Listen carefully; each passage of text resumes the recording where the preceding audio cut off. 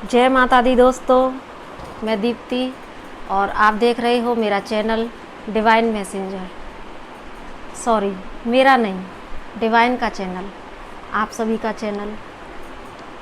क्योंकि लिटरली मैंने नहीं सोचा कि मैं यहाँ पर क्या बोलूँगी और मेरा कोई ऐसा प्लान भी नहीं था कि मैं कुछ वीडियोस बनाऊँ, लेकिन कई दिन से मेरे अंदर एक क्रेविंग हो रही थी और बार बार ऐसा लग रहा था कि जैसे कोई शक्ति है जो मुझे पुश कर रही है कि मैं कुछ आप लोगों तक अपने विचार रखूं, क्योंकि मैं अपने आप को यूनिवर्स से, उस डिवाइन से इतना कनेक्टेड फील करती हूँ कि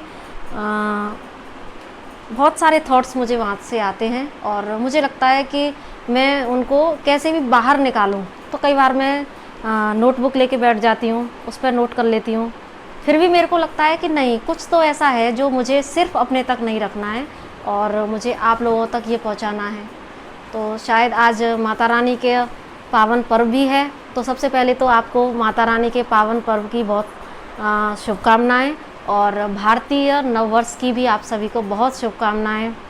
माता रानी की कृपा आप सभी पर हमेशा बनी रहे और आप सभी, खासकर मैं स्त्रियों की बात करूं तो अगर मैं ये उम्मीद करती हूं और माता रानी से प्रार्थना भी करती हूं कि हर एक स्त्री अपने अंदर की शक्ति को पहचाने।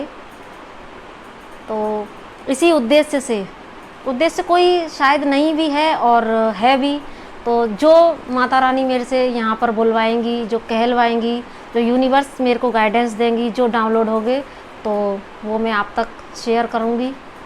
बस आप लोगों से मेरा यही रिक्वेस्ट है कि अगर आपको लगे कि मैं आपको कुछ दे पा रही हूँ तो आप मेरे को सपोर्ट कीजिएगा, क्योंकि यूँ तो यूट्यूब पे आप देखते हो कि चैनल्स बहुत हैं, आपके जैसे इंटरेस्ट होते हैं उसी तरह के आपको तमाम वीडियोस मिल जाती हैं।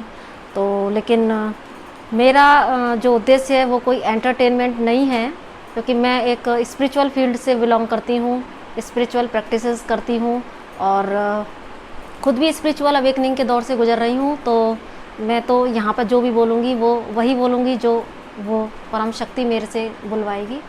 तो बस आपसे ये उम्मीद करती हूँ कि आप मेरे को सपोर्ट कीजिएगा। मैं ये नहीं कहूँगी कि आप अपने इस 3D वर्ल्ड को छोड़ दें और उस पर ध्यान ना दें।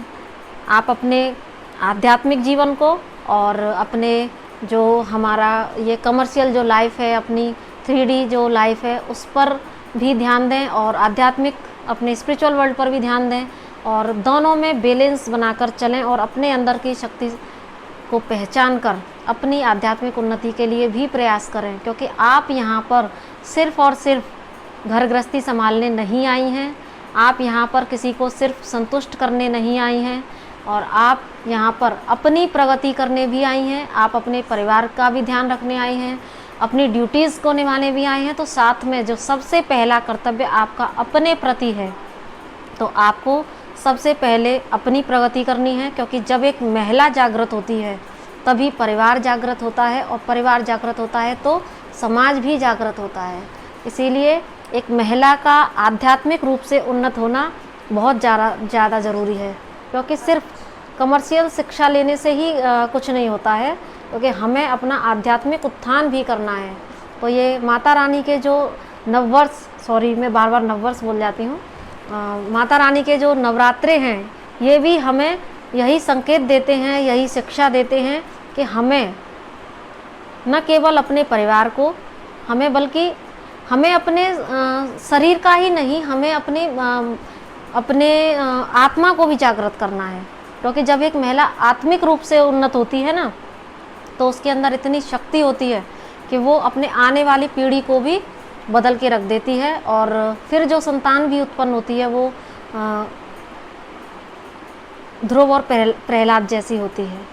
इसीलिए आज की अपनी पहली वीडियो में इतना ही, और कुछ शब्द ऊपर नीचे हो जाएं तो माफ़ कीजिएगा, क्योंकि ये मेरी पहली वीडियो है।